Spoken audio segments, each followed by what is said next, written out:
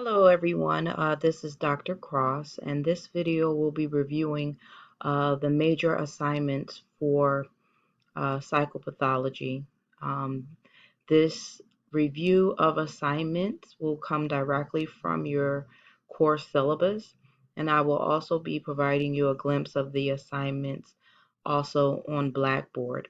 One thing to remember for this online class is that all assignments that are due will be found in the corresponding week in which they are due.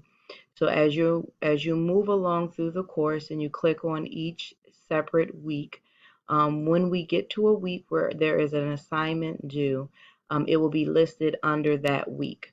Um, you will not be able to view these assignments until the week opens up on Blackboard. However, all the information that is listed about the assignment on Blackboard can be found on your syllabus. So again, reviewing our first assignment that we will have, which will be due on February 13th, is your case assessment guide. So there's two parts of the case assessment guide. There's the actual case assessment guide template, as well as the mental status exam. As you can see here, all the information is listed for part 1 and part 2. However, we're going to stick right now with part 1 of the assignment. Now, if we move along over to the Blackboard course, and you then hover over course content, you will see all the information for the case assessment. You have a template of the Howard University Guide for Case Assessment. You also have your mental status examination. That is also listed. And you're also provided with a sample completed guide just to help assist you through the process. So here, if you look, this is an example of a completed case assessment guide.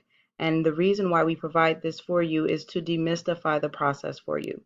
So what you're expected to do for this assignment, part 1, is to identify a case study. This can be a current case, a past case, any experience that you may have had with a client in the field. Again, it could be a current client, it could be a past client. The most important thing is to de-identify and do not use the exact name of the client. And once you do that, you're going to go over each section here of the case study guide. And again, just to make things a little bit easier for you, we have went on ahead and provided a sample one to help guide your process. And if you're unsure what type of information should go under each section, it is listed here.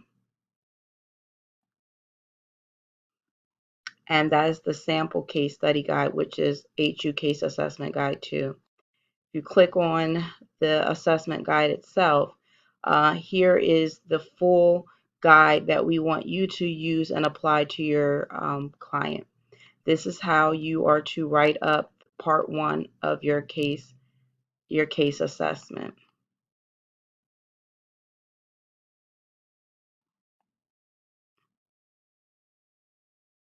In addition, we also have the Howard University Mental Status Examination form as well. And this provides you with the information that you need to complete a mental status exam as well for your client. We provide some language and definitions in here for you to help guide you. Please select and utilize the language that applies to your client. So in short, part 1 will just be completing these two forms using a case from the field that is current or in the past. You are not restricted in terms of the type of client or person that you utilize for this. However, it is important that you de-identify and do not use the exact name of the person that you decide to conduct the case study. The case assessment on. Now, once you're done completing the case assessment guide and mental status exam, you submit that. You will upload that part 1 on February 13th to Blackboard. Once you have all the information captured on the case assessment guide and the mental status exam, you will then move on to part 2 of the assignment, which will be due on February 27th, on 8 to 10 pages. Again, February 27th. This is supposed to be 2020. I'll make sure I update that year from the syllabus. However, once you are complete, now you can move forward to write up the actual case assessment from the information that you gathered from the case assessment guide and the mental status exam. And you are to follow these prompts to write up your paper. Presentation of case information and intake information without revealing the diagnosis. Again, you're not copying and pasting the guide over here, but now you're having you're writing a narrative on the key case information and the key intake information. And we're not looking for you to necessarily transfer the information from your case assessment over to here. But what we are looking for is that you make a case for your DSM-5 diagnosis, utilizing the key case information and in narrative form. Discuss about that important information of the key details from that case assessment guide that will help you justify your DSM-5 diagnosis. And so, right here on part 2, select the diagnosis using DSM-5 and justify your reasons for selecting each diagnostic category. Please be sure that you reference the information that you included from your case assessment information and intake information for that DSM-5 justification. Part 3, describe the type of additional information that will be necessary for making a valid diagnosis. This section needs to include a discussion on treatment and interventions to the disorder. So again, this is also highlighting the fact that maybe all the information may not be there. And that is what makes making a case assessment and diagnosis very tricky. Sometimes it's very easy when there's comprehensive information, and the guide itself is supposed to help you collect as much of that comprehensive information, but we are oftentimes limited in how much information that we can get. So here, if you feel like there are more details that is needed to make a more stronger DSM-5, you can talk about that right here. That does not mean that you're still not supposed to provide this. So please make sure that you do part 2 and have a DSM-5 diagnosis. But if you think there are some factors that would help you in making that diagnosis stronger, then you include it right here under number 3. Again, from your readings, your assigned readings for the course, also think about what are some of the treatments and intervention for the DSM-5 diagnosis and discuss it here as well. You also want to discuss the historical treatments, interventions to the disorder, then move into a discussion of risk and resilience assessment for both the onset and the course of the disorder. It's supposed to be the disorder. For the discussion, you may use tables with the inclusions of a paragraph summary. So if you do decide to use this option and include a table, make sure you have a small paragraph to discuss the table that you insert. So here is a little different from number 4 in that we want to know what are some of the current treatment and intervention in number 3. But in number 4, we want to talk about what are some of the treatments that have been used or interventions that have been used in the past for the DSM-5 diagnosis. And then talk about some of the risk and resilience factors. Again, you'll be referring most likely to information that you pull from your case information, your case assessment guide, and your mental status exam. What are some of the risks for your clients? What are some of the resiliency factors for your client?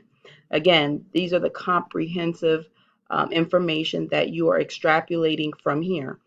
Again, this is supposed to be in narrative form, not looking for copying and pasting of the assessment information, but here in your own words, clinical professional language, talk about the risks that are there for your client and the resilience factors when talking about the DSM-5 diagnosis, as well as the risk and resilience factors when it comes to the treatment and interventions for your client as well. Number 5, strengths-based assessment techniques, including discussion of developing a future without the problem and building motivation.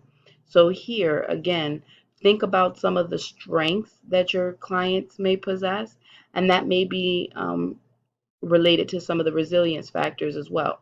But what are some of the strengths of your client, and how do you assess those? How do you assess those strengths? Is to be discussed here in number 5, and also talk a little bit more about the problem itself. The problem can be related to the risks associated with the DSM-5 disorder, or some of the risk factors that you feel contribute to your client's suffering or symptoms related to the DSM-5 disorder. But also, you want to really think about how, in broader terms, the United States clinical practitioners, social workers can address the issues related to this disorder. And again, in order to do that, you need to think futuristically about how to eradicate this problem and what it would look like. Again, for your client, you can also talk about what are some of the strength based assessments or tools that you use to identify some of the client's strengths and what specifically those strengths are, and how those strengths can be used for your client or with any client to help address this problem in the future. And also thinking about how to improve motivation for that client to address or cope with those symptoms. That is here under number 5. Number 6, provide information on contemporary responses and evidence. This will serve as the base of your treatment plan based on diagnosis, risk, and resilience assessment and treatment. So here you're thinking about what your treatment plan will be, but when you're talking about the treatment plan, make sure that it is aligned with the diagnosis, your DSM-5 diagnosis. You align that treatment plan with some of the risks that you discussed. What are some of the resiliences of your client? You can also even talk about the strengths of your client in the treatment plan as well. So again, what we're looking for here is your discussion of what a treatment plan would look like. That's your interventions and your treatment, but not to talk about these things independently, but to talk about how that treatment plan will address the key diagnosis, the symptoms related to that diagnosis, how that treatment plan considers the risks, and how that treatment plan considers resiliency factors and strengths of your client. Number 7, you'll talk about a critique of your diagnosis. Now, this is where you are to identify some of the weaknesses in your diagnosis. This can include the discussion of some of the things that are missing, key information that you would need to make this diagnosis, the additional information that you think that was missing here that could have strengthened this diagnosis. Here you can talk about perhaps if there are some other diagnoses that you had considered providing for your client. But again, here this helps. This part of the assignment expects for you to challenge your diagnosis yourself. And it's not to say that your diagnosis is not correct, but what it is to make sure that you consider some of the limiting factors or some of the things that limit this diagnosis. Be sure to provide a minimum of 15 references, 10 of which must be from peer-reviewed journals, and discuss the implications for special population. And again, make sure de-identify cases, you de-identify your case study information.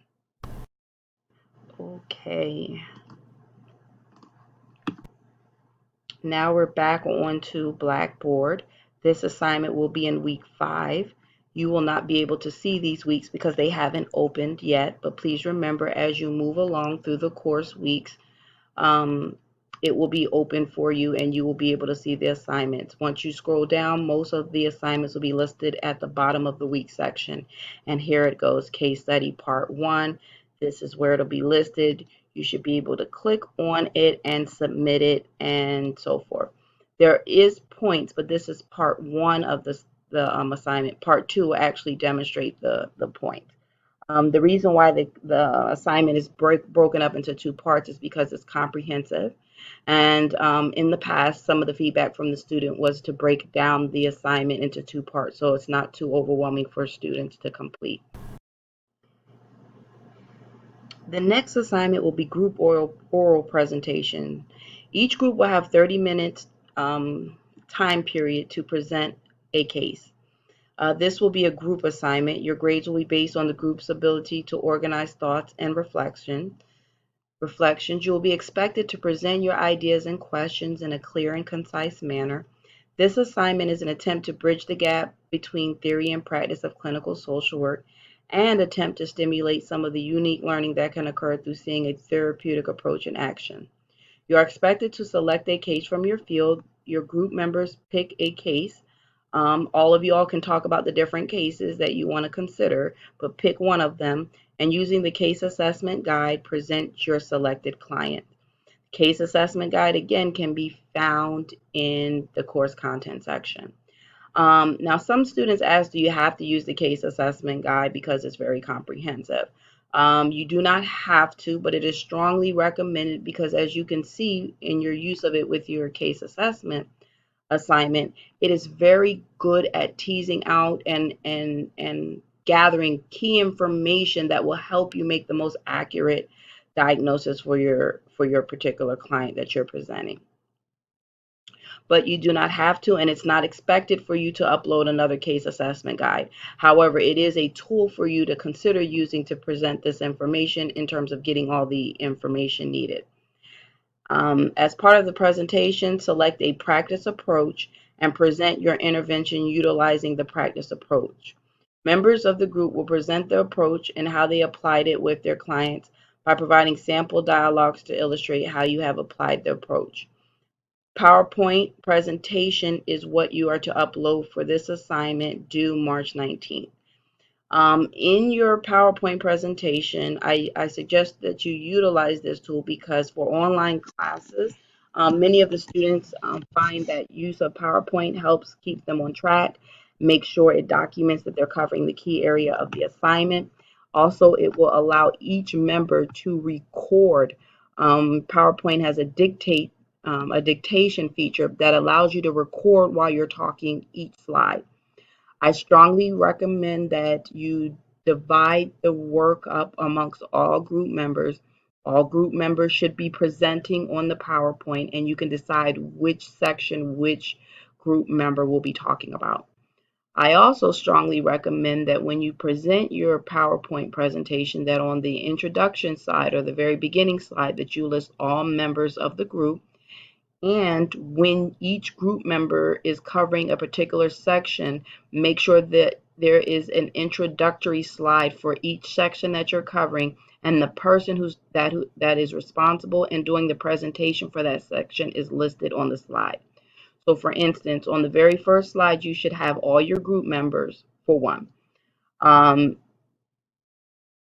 If, let's say me, Dr. Cross, is covering disorder, including symptomology, prevalence, and your point of diagnosis, then the slide should have disorder, symptomology, prevalence by Dr. Cross. And the reason why I strongly encourage you to do this is because we will be watching your presentation and everyone will need to get credit for it. And it's hard to tell just from a voice who's talking. And when it's an online, we don't always have a picture as well. It's not like we can see your face unless you upgrade and provide a presentation that demonstrates that can show your face as well. But however, make sure all the group members are listed and that as each group member is taking over portions of the slide, that they highlight who they are. So the presentation requires you to choose a disorder that was covered in our class. You can look through the syllabus during each of the week to identify the different ones that we are covering. Describe the disorder, including symptomology, prevalence, and your point of diagnosis. In order to do that, you need to make sure that you let us know who you are presenting a case assessment on.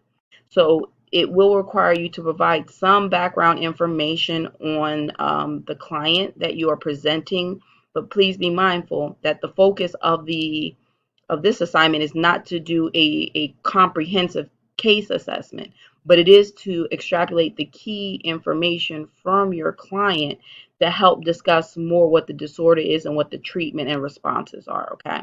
So again, the focus of this assignment is more on symptoms, prevalence, treatment interventions, contemporary responses, and so forth. But we need some background information on the client, and it should be key background information that will help, again, justify your diagnosis and symptom and prevalence as well as the treatment. You want to discuss the historical treatments and intervention to the disorder, similar to what you would have already done for your case assessment. You want to provide information on contemporary responses and evidences. This is contemporary responses to the disorder, or the symptoms from the disorder that you identified. So what are some of the standard of practice? What are some of the treatment and interventions that evidence that is evidence-based and that we know it works to address either the symptomology or works to improve the outcomes from the disorder? And again, provide information on some of the contemporary responses and evidence. Also, include in this oral presentation, implication for special populations. So when you're thinking about the disorder and the symptomology prevalence, I want you to now take a more broader view of the implication for special populations. So for instance, if you're talking about a disorder such as depression and or anxiety, you may want to highlight if there are any special populations that are adversely affected by depression. What are some of the what is the data? What is the literature saying in terms of who is most affected and why? So think about implications for special populations. This can be populations related to gender.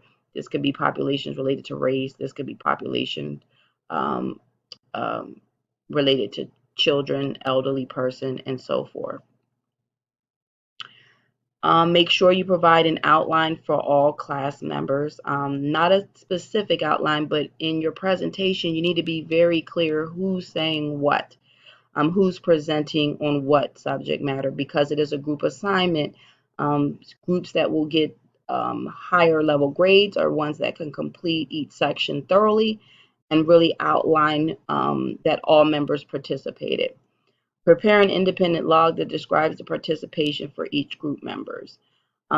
This can be done in the PowerPoint presentation if you outline, you can start off with an introductory slide with the title and the members. If you want, you can include a secondary slide which identify the role of each member in the group project. This is not to, it says do not share with other group members, but strike that. What I want you to do for this one is include it on the slide. This is a syllabus that we also use in-person class, but that won't be necessary here because it's online. So for here, just write an independent log, meaning on the second slide, identify, or it could be the last slide if you like, but identify the role of each member in the group. This is not to be a tedious assignment for you, and by including the independent log, this is just to make sure all group members are accountable to the work. I do understand that a lot of students do not like group presentations, mainly because they feel like sometimes there's one or two group members that do not pull their weight. This independent log is meant to make sure everyone is accountable to the process.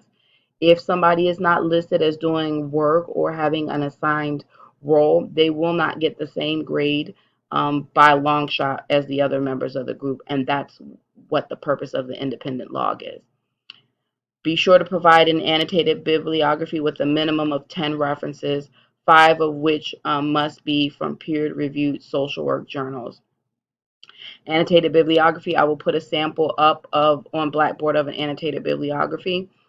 Basically, it is similar to a reference page. However, it does provide about 2 or 3 sentences along with each reference, just to give us a quick summary of what that article was about.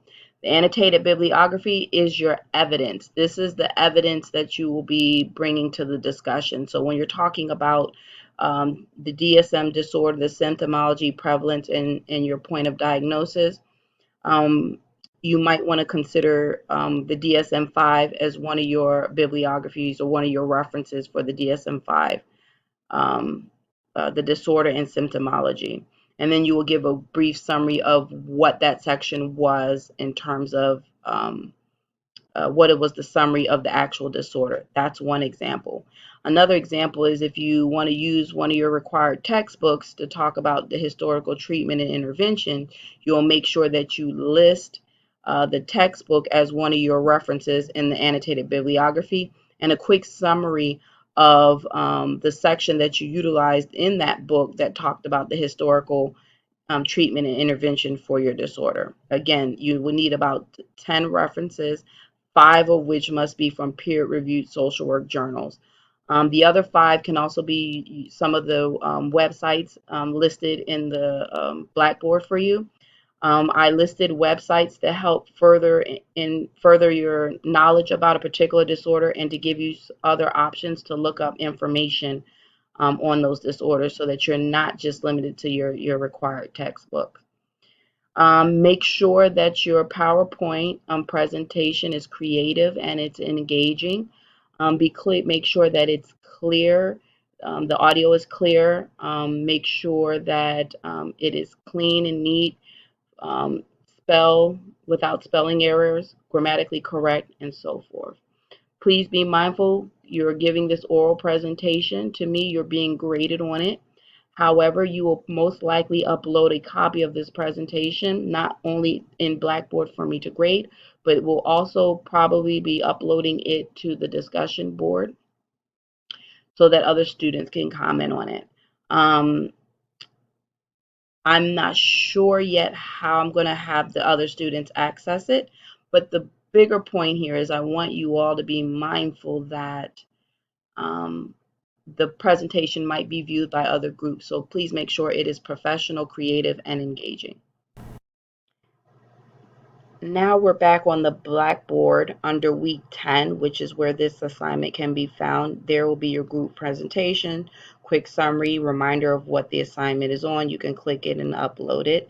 And again, under each section, you'll have listed what is due as well. And again, that's week 10. You can't see it yet because we haven't moved up through to week 10 yet.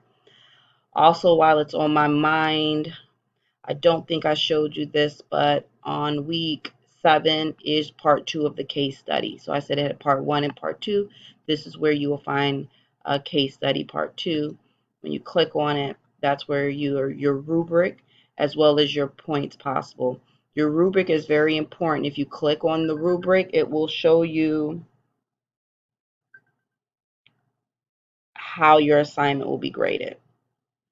So be strategic. Think about when you write your papers using these as your headers, which is required in APA format, having headings for each section. And then I can then grade. I will actually be grading directly from this rubric. So if you want to know how best to get the highest points for your assignment, make sure that you cover all the content in the areas. So that we're very clear here, you are to use the syllabus to create your assignment, meaning that you are to follow the syllabus in terms of the assignment instructions. Once you are sure that you've completed the assignment based on the instructions in the syllabus, you want to make sure that you're covering these 4 areas because this is how your paper will be actually graded. So you'll be using the assignment instructions to start the blueprint and create your paper. And then you want to always go back and make sure that you're covering the presenting problem thoroughly, the clinical description thoroughly, so forth and so forth. Another key thing I want to highlight here, and a lot of students don't think to do this, but when we're talking about APA format, we are talking about your reference to course material. Everything in these weeks has course content in it. It is important that you cite in your work your required textbooks and your required readings for the course. Even though you are being graded based on your instructions of the assignment and the rubric itself, You're ultimately being graded on your understanding of the content and the concepts in this course. Some students write well, some students talk about what is needed in the assignment, they talk about what is needed in the rubric, but they forget or omit to include references from their required textbooks in the course content. Again, assignments are one way to demonstrate that you understand the reading. So I want to see in all of your papers references from your textbooks, your required textbooks, and or the articles that we covered um, in each week, particularly if it's related to the topic that you are discussing. Students who do not incorporate textbooks required readings in their writings will not get a passing grade for the class. It's not good enough just to use the rubric. It's not good enough just to follow the assignment instruction. I'm looking for thorough, comprehensive integration of the course content, which is your required readings for this course. I cannot stress that enough. And again, I will say it one more time. It is very important that you incorporate your readings from your required textbook in all your work. The discussion boards require APA format and citations and or references. That's again making sure students begin to start incorporating course content in their discussion boards so that they will remember to thoroughly do this in their papers as well.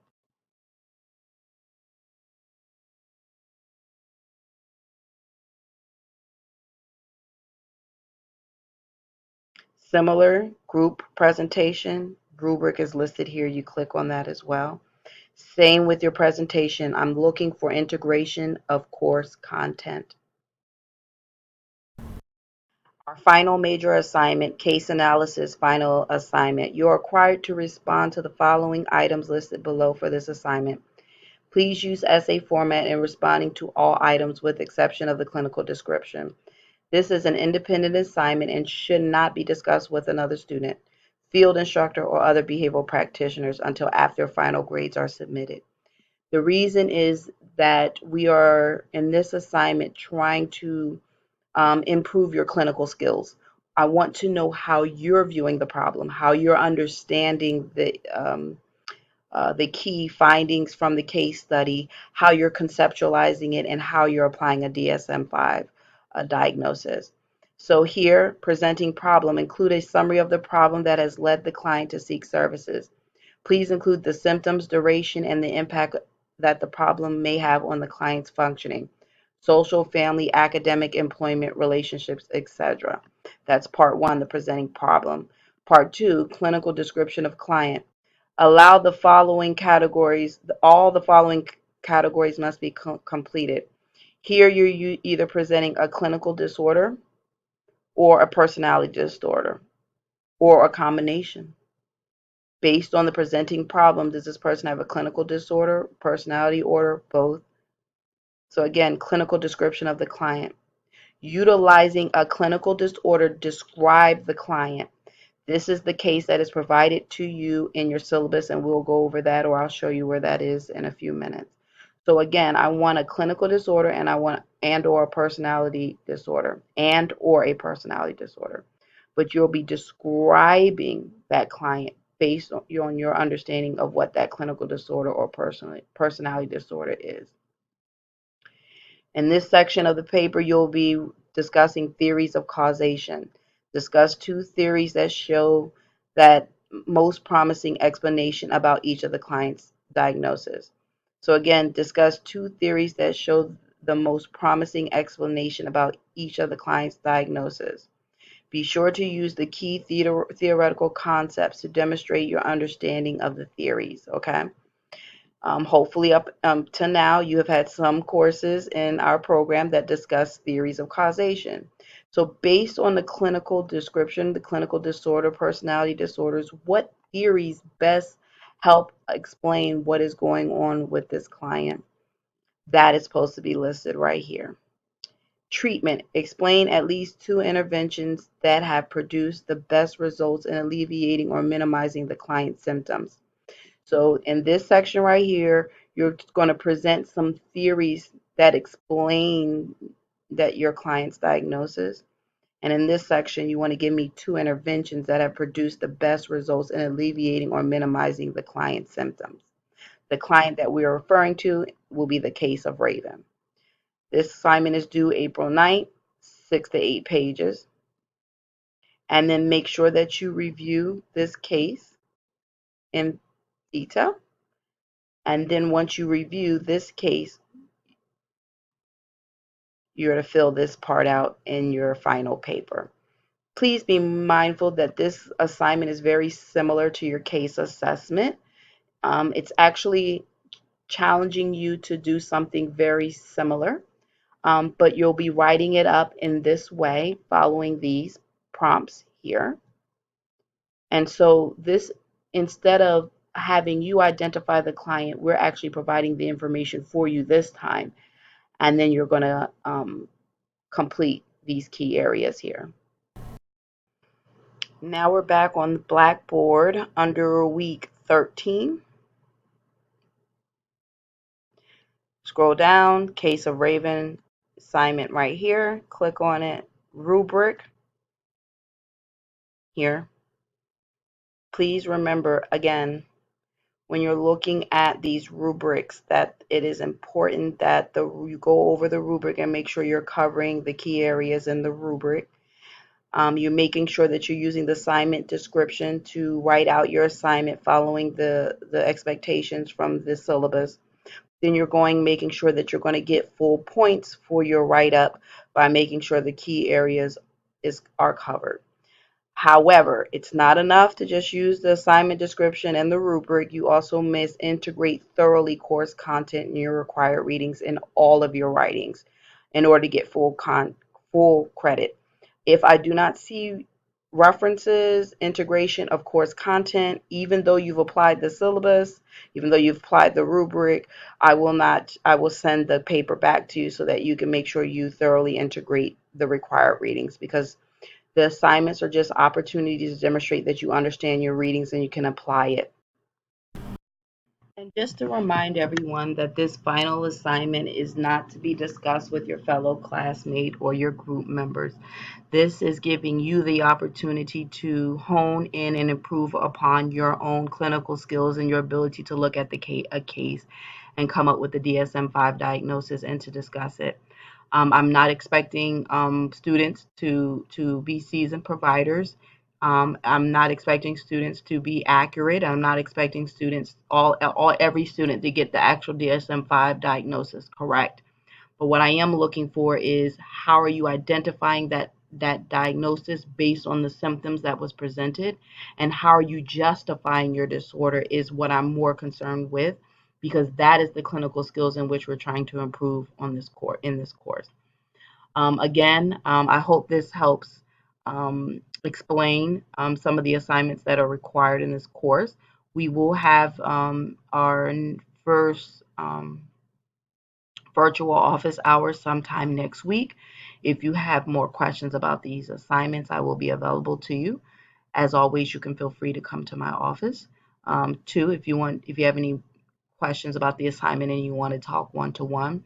And I just want to reiterate that it's very important that you use APA format, reference your papers correctly, make sure they have a cover letter, or cover page, excuse me, I meant to say cover page. Make sure that it's in APA format. And also make sure that you get a head start on your assignments and that you submit them in on time.